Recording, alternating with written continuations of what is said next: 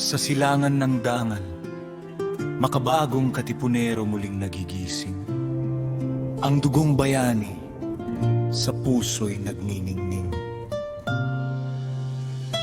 Berso ialang katangian ng katipunero, katauhan ay mulat, sa katotohanan ay may sandata. Angkop at responsable sa bawat kilos at yaman ng bansa.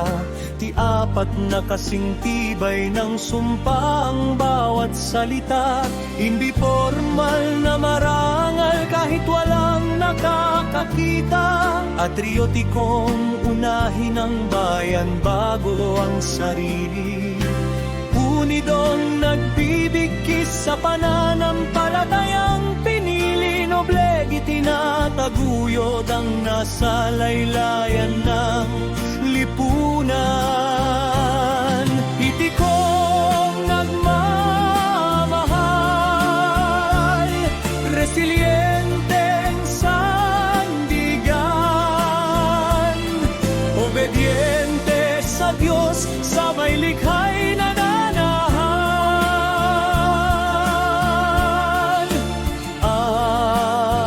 Lumalakad ng matuwid at gumagawa ng katuwiran, at nagsasalita ng katotohanan sa kanyang puso.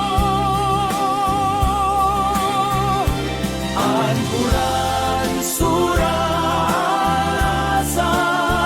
Linisay, Citizen, Sektinas, o kayong mga naniniwala, magkaroon kayo ng takot sa Allah at magsalita ng salitang matuwid. Ipagita ang GLS ng lahing dakila, gabay ng pananampalataya sa bawat pagsisikap. Integridad sa serbisyo, katapatang ganap, lingap sa bayan higit sa sariling pakinabang. Pananagutan sa bawat desisyong ginagawa. Stewardship sa yaman, kalikasan ay itatangi para sa susunod na salinlahi.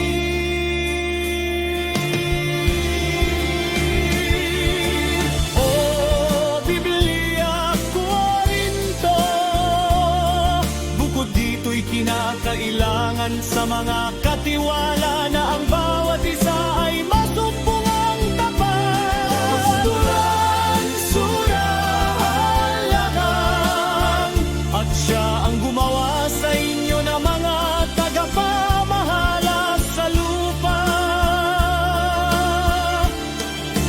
Ang paninindigan diangal ang aming suot, karapatan ay protektado, aspirasyong matayog bansang marangal ang mitiin ko. Natatanging katapatan, liwanag sa kadiliman, giiting at tapang panig sa katotohanan. Alay sa Diyos ang bawat tagumpay na nakakamit, ilideratong paglilingkod sa mahihinay kapit-bisig. Ang sinumang nagnanais na maging dakila sa inyo ay dapat maging lingkod ninyo. Knowledgeable, accountable, trustworthy, integrity driven. Atang unical, noble, ethical, resilient, obedient to God,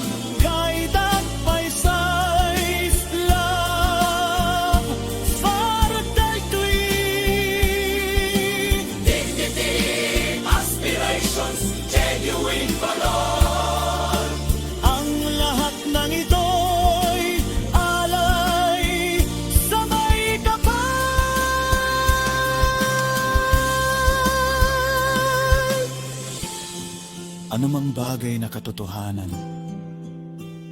anumang bagay na marangal, isipin ninyo ang mga bagay na ito. Kaya magpaligsahan kayo sa paggawa ng mabubuti. Kami ang mga bagong katipunero, may takot sa Diyos, may dangal, may prinsipyo. Bagong Pilipinas, marangal at masagana, ngayon ay simula na para sa Diyos at sa bayan.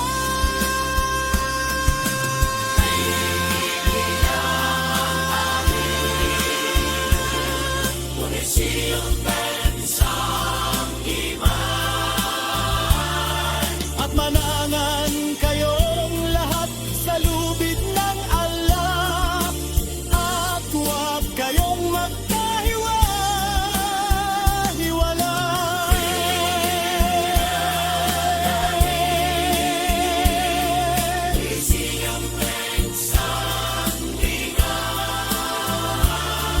At manangan